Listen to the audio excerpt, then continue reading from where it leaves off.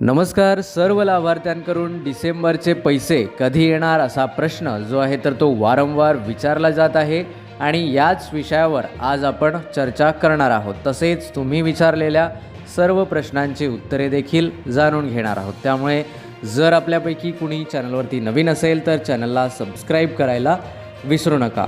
आज आहे सोमवार. अत्यंत महत्त्वाची माहिती आणि अत्यंत महत्त्वाचा दिवस आहे. 8 डिसेंबर 2025 आजचा दिवस. आणि संजय गांधी निराधार किंवा इतर निराधार योजनांविषयी काय माहिती आलेली आहे किंवा काही विशेष अपडेट आहे का हे आपण जाणून घेणार आहोत. तर बघा, तुम्हाला सांगू इच्छितो, मी जशी तारीख दिलेली होती त्याप्रमाणे शासन निर्णय जो आहे तर तो 10 तारखेपर्यंत म्हणजे बुधवारपर्यंत येणे अपेक्षित आहे. होय, आज 4 वाजता किंवा उद्या 4ला किंवा परवाला 4ला असं 10 तारखेपर्यंत तो शासन निर्णय येणे अपेक्षित आहे. माझ्या मते हा शासन निर्णय आजच आला पाहिजे, परंतु आज जर नाही आला तर जो आहे तर तो बुधवारी म्हणजे जेव्हा कॅबिनेटची बैठक ज्या दिवशी असते त्यावेळेस येण्याची ती शक्यता आहे. त्याचबरोबर जर शासन निर्णय आला नाही तर आता जे अधिवेशन चालू आहे, जे हिवाळी अधिवेशन नागपूर येथे चालू आहे, तर यानंतर देखील तो शासन निर्णय येऊ शकतो. त्यामुळे आता बघूया पुढे काय काय होणार, कारण हिवाळी अधिवेशनात देखील काही निर्णय घेतले जाणार. दिव्यांगांसाठी काही खास निर्णय घेतले जाणार का याची देखील वाट आता आपल्याला पाहावी लागणार आहे. आत्तापर्यंतचा अनुभव असा आहे की बऱ्याच अधिवेशनामध्ये कुठलाही मुद्दा दिव्यांगांविषयी घेतला जात नाही. त्याच पद्धतीने हे देखील अधिवेशन होईल का हे देखील पाहणं गरजेचं असणार आहे. चला, आता तुम्ही जे प्रश्न विचारलेले आहेत त्यांची उत्तरे आपण जाणून घेऊया. आजचा सुरुवातीचा प्रश्न आहे तो गलीब शेख यांचा आहे. ते विचारतात, सर खूप खूप धन्यवाद. ओके, प्रश्न नाही आहे तुमचा, धन्यवाद. आपल्याला देखील नमस्कार, धन्यवाद. पुढील प्रश्न आपण बघूया. पुढील प्रश्न सुंदर रिमे असं त्यांच्या प्रोफाईलचं नाव आहे. ते विचारतात, सर मला एक सेकंड. तर त्यांचा प्रश्न असा आहे, सर डेट सांगा, सर प्लीज डेट सांगा, तुमची माहिती खरी असते. तर बघा, डेट जे आहे तर ते तुम्हाला मी सांगितलेली आहे की 15 तारखेनंतर ही प्रोसेस सुरू होणार आहे. 15 तारखेच्या नंतर वितरणाची प्रोसेस सुरू होणार आहे. तुमच्या खात्यामध्ये पैसे यायला जवळजवळ 20 तारीख होईल. काही तालुक्यांमध्ये 17 तारखेला देखील येणार आहे. आता तालुक्यांची यादी आपण पुढे पाहणार आहोत. ती यादी मला रेकॉर्ड करायला थोडा वेळ मिळत नाही आहे, त्यामुळे यादी आपण पुढे पाहूया. कारण आता बघूया, आज जर वेळ मिळाला तर ऑफिसची कामं आणि तुमच्या काही लोकांची कामं यामध्ये थोडा वेळ जातो आहे. पण लवकरच तालुक्यांची यादी आपण प्रसिद्ध करणार आहोत. त्यामुळे 15 तारखेनंतर ही प्रोसेस सुरू होणार आहे, हे लक्षात असू द्या. ठीक आहे. हां, पुढील प्रश्न गलीब शेख यांचा आहे. ते विचारतात, सर मी KYC आणि सगळं केलं आहे, तरी देखील मला मागील 3 महिन्याचे हप्ते आले नाही. आता मी काय करू सांगा. अत्यंत दुःख होत आहे की तुम्हाला पैसे आलेले नाही आहेत आणि तुमचा जो उदरनिर्वाह आहे तर तो थांबलेला आहे. तर बघा, जर समजा तुम्ही ओके केलेलं असेल, KYC केलेलं असेल आणि सर्व गोष्टी ओके केल्या तुमच्या स्तरावरती, तर तुम्हाला अनुदान का आले नाही हा प्रश्न तुम्हाला पडलेला आहे. आणि साहजिकच आहे, आपण जर पूर्ण काम करत असेल आणि तरी देखील त्याचा मोबदला मिळत नसेल तर माणसाला खूप हताश झाल्यासारखं वाटतं. तर तशी परिस्थिती तुमची झालेली आहे. आता तुम्ही एक काम करा, जर तुम्हाला 3 महिन्यापासून पैसे आलेले नाही तर जेव्हा अपडेट केलेले होते डिटेल्स, बघा तुमचा तालुका एकदा मला कळवा, मी त्याची डेट तुम्हाला सांगेल की या तालुक्यात कधी डिटेल्स अपडेट केले पोर्टलवरती. तर तेव्हा तुमचे डिटेल्स जे आहे तर ते पूर्णपणे अपलोड झालेले नाही आणि त्या कारणामुळे तुम्हाला पैसे आलेले नाही.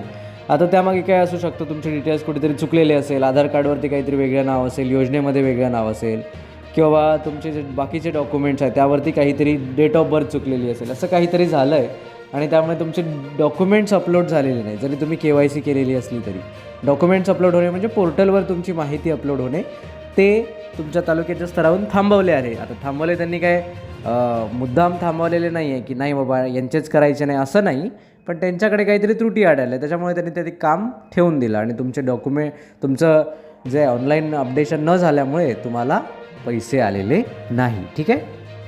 तर आशा करतो तुमच्या प्रश्नाचं जे उत्तर आहे तर ते तुम्हाला मिळालेलं असेल. माझा आवाज थोडा कमी येत असेल, मला जरा बरं वाटत नाही आहे.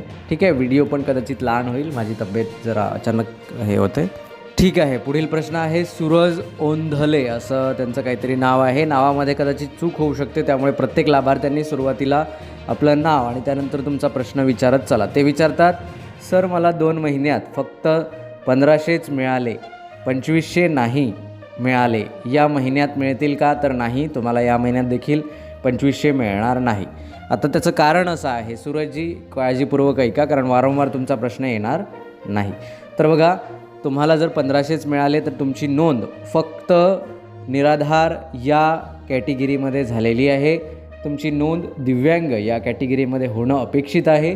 जर तुमच्याकडे योग्य पात्र ऑनलाईन दिव्यांग सर्टिफिकेट UDID कार्ड असेल तर तुमच्या तालुक्याच्या ठिकाणी जाऊन तिथे नोंद करणं गरजेचं आहे. आता त्यासाठी आम्ही इथून काही करू शकत नाही किंवा त्यासाठी मंत्रालयातून देखील काही केलं जाऊ शकत नाही.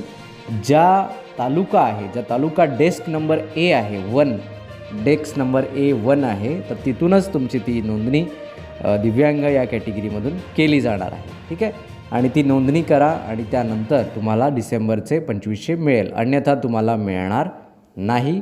कंटिन्युअसली तुम्हाला 1500 रुपये चालू राहतील. जर तुम्हाला 2500 हवे असेल तर या सर्व गोष्टी वरती ज्या सांगितलेल्या आहेत त्या गोष्टी करणं गरजेचं आहे. ठीक आहे, तर सूरजजी आशा करतो तुमच्या प्रश्नाचं उत्तर तुम्हाला मिळालेलं असेल. चला पुढील प्रश्नाकडे लवकर आपण बघूया. भारत इतारे यांचा पुढील प्रश्न आहे, सर मला पण फेब, मार्च, एप्रिल आणि मेचे पैसे आलेले नाहीत, काय करावे सर? जान टू नोव्हेंबरचे पैसे आलेले आहेत, म्हणजे जानेवारी ते नोव्हेंबरचे सर्व आलेले आहे आणि बाकी पैसे तुम्ही ज्या महिन्यांचे सांगितले तर ते आलेले नाही. तर ते थकीत अनुदानामध्ये तुमचे आता काउंट होणार आहे आणि ते कधी येणार याची माहिती लवकरच आम्ही तुम्हाला सांगू. आता अधिकृत काही घोषणा झालेली नाही, पण कधीकधी ज्या अंदाजपत्रकामध्ये किंवा मग जे नियोजन केलं जातं तर त्या नियोजनामध्ये जर अशी गोष्ट आम्हाला आढळली, जरी सरकारने सांगितली नाही तरी म्हणजे आढळली आम्हाला मंत्रालयीन स्तरावर किंवा कारोबारामध्ये, तर नक्कीच आम्ही ती अपडेट तुमच्यापर्यंत पोहोचवू. पण सध्या तरी त्याबद्दल काहीही अपडेट नाही आहे. ठीक आहे, सरकार सांगेल ते ठीकच आहे, परंतु आम्ही देखील आमच्या स्तरावर तुम्हाला पैसे कसे मिळेल याचा प्रयत्न नक्की करू आणि काही जर हालचाली झाल्या तर नक्की तुमच्यापर्यंत ती माहिती पोहोचवू. ठीक आहे, तर पुढील प्रश्नाकडे आपण वळूया. आशा करतो तुमच्या प्रश्नाचं उत्तर मिळालेलं असेल. चला लवकर घेऊया पुढील प्रश्न. सूर्यभान शेरफोडे असं काहीतरी त्यांचं, सूर्यभान सरकडे असं त्यांचं नाव आहे, सरफडे. सॉरी, माझ्याकडून नावामध्ये चूक होऊ शकते, मी वारंवार सांगतो आहे. तर बघा, ते आपल्याला विचारतात, त्यांचा बेसिकली प्रश्न असा आहे की त्यांना नोव्हेंबरचे आणि डिसेंबरचे पैसे आलेले नाही आहे. ऑक्टोंबरचे पैसे त्यांना 1500 रुपये आलेले आहेत आणि ते विचारतात आता एकत्र येतील का आणि 2500 येतील का? तर नाही, तुम्हाला एकत्र पैसे येणार नाही आणि 2500 पण येणार नाही. त्यासाठी तुम्हाला ऑथेंटिकेशन करणं गरजेचं आहे. तुमचं ऑथेंटिकेशन नसल्या कारणामुळे तुमचे नोव्हेंबरचे पैसे जे आहेत तर ते सूर्यभान जी आपले थांबवण्यात आलेले आहे. सूर्यभान फरकडे असं त्यांचं नाव आहे. तर मी क्षमा मागतो तुमची जर माझ्याकडून नावामध्ये चूक झाली असेल तर. ठीक आहे, तर जे आहे तर तुम्हाला ऑथेंटिकेशन करणं गरजेचं आहे. जेव्हा तुम्ही ऑथेंटिकेशन कराल तेव्हा तुम्हाला डिसेंबरचे आणि नोव्हेंबरचे पैसे एकत्र येईल. जर नोव्हेंबरचे नाही आले तर ते थकीत अनुदानामध्ये काउंट केले जाईल व डिसेंबरचे पैसे तुम्हाला 2500 रुपये येईल जर तुम्ही दिव्यांग या कॅटेगरीत असाल तर आणि ऑथेंटिकेशन कंप्लीट कराल तर छत्रपती संभाजीनगरमधील तुमचा जो काही तालुका आहे, तालुका कुठला आहे तुमचा? तालुका तुम्ही लिहिलेला आहे छत्रपती संभाजीनगर.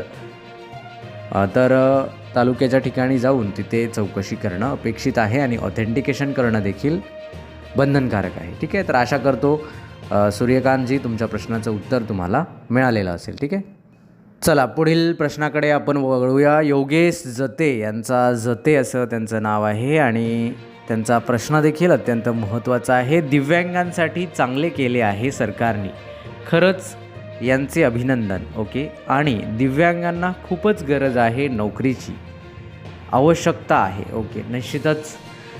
तर तो व्हिडिओ तुम्ही काळजीपूर्वक ऐका, त्यामध्ये तुम्हाला अत्यंत महत्त्वाची माहिती सांगितलेली आहे. तर शासन निर्णय आहे आणि त्याला एक्सप्लेन आम्ही केलेला आहे, म्हणजे मीच केलेला आहे एक्सप्लेन खास करून. तर तो व्हिडिओ ऐका आणि त्याविषयी आणखी काही प्रतिक्रिया असतील किंवा तुम्हाला सविस्तर माहिती हवी असेल तर ते देखील कळवा. निश्चित तुम्हाला त्याची माहिती आम्ही देऊ. ठीक आहे. पुढील प्रश्न प्रतीक्षा यांचा प्रश्न आहे. मला जरा बरं वाटत नाही आहे. तर ते आपल्याला विचारतात 30% अपंग असेल तर वाढीव अनुदान किंवा 2500 रुपये मिळेल का? तर अजिबात नाही. तुमच्याकडे 30% अपंगत्व सर्टिफिकेट असेल तर त्यावरती वाढीव अनुदानच काय कुठलीही योजना मिळणार नाही व तुम्ही अपंग या कॅटेगरीमध्ये देखील काउंट होणार नाही. तुम्हाला कमीत कमी 40% सर्टिफिकेट असणं गरजेचं आहे. आणि बरेच फेक सर्टिफिकेट आहे ते 40%च आहे. म्हणजे असं नाही मी तुम्हाला म्हणतो आहे की तुम्ही फेक काढावं, पण सांगतो की बरीच लोक थोडं अपंगत्व आहे या कारणाखाली फेक सर्टिफिकेट काढून घेत आहे. तर अशा देखील अपंगांची चौकशी महाराष्ट्रामध्ये तरी चालू आहे. बाहेर राज्याची परिस्थिती मला माहीत नाही, परंतु महाराष्ट्रामध्ये तरी सध्या अशा अपंगांचे सर्टिफिकेट रद्द करणे चालू आहे. ठीक आहे. तर आजचा महत्त्वाचा विषय जो होता तो आपण बघितलेला आहे. काही प्रश्नांची उत्तरे पाहिलेली आहे. शासन निर्णय हा आज किंवा बुधवार 4 वाजेपर्यंत येणं अपेक्षित आहे. आणि त्याचबरोबर आजच्या अधिवेशनामध्ये म्हणजे जे चालू असलेलं अधिवेशन यामध्ये देखील काही ना काही विषय निघणं किंवा वाढीव अनुदान किंवा थकीत अनुदान याचा देखील विषय कुणाच्या ना कुणाच्या माध्यमातून काढला गेला पाहिजे. मागच्या वेळेस एका व्यक्तीने हा विषय काढलेला होता आणि ते होते अतुलजी सावे यांनी श्रावणबाळ आणि संजय गांधी निराधार योजनेचा विषय काढलेला होता. मला जेवढं आठवतं आहे त्याप्रमाणे आता देखील कुणी ना कुणी हा विषय काढणं गरजेचं आहे. त्यानंतर तारीख तर मी तुम्हाला सांगितलेली आहे की अनुदान वितरणाची जी तारीख आहे तर ती 15 तारखेच्या नंतर तुम्हाला अनुदान वितरणाची प्रक्रिया सुरू होणार आहे. प्रक्रिया 15 तारखेच्या नंतर सुरू होणार आहे. वेगवेगळ्या तालुक्यात वेगवेगळ्या तारखेला पैसे येणार आहे. त्यामुळे कुठल्याही अफवांवर विश्वास ठेवू नका कृपया. आणि आपल्या चॅनलला फॉलो करत राहा, माहिती तुमच्यापर्यंत येईल. चला, मला जरा बरं वाटत नाही आहे त्यामुळे मी व्हिडिओ हा इथेच एंड करतो आहे. नमस्कार, धन्यवाद.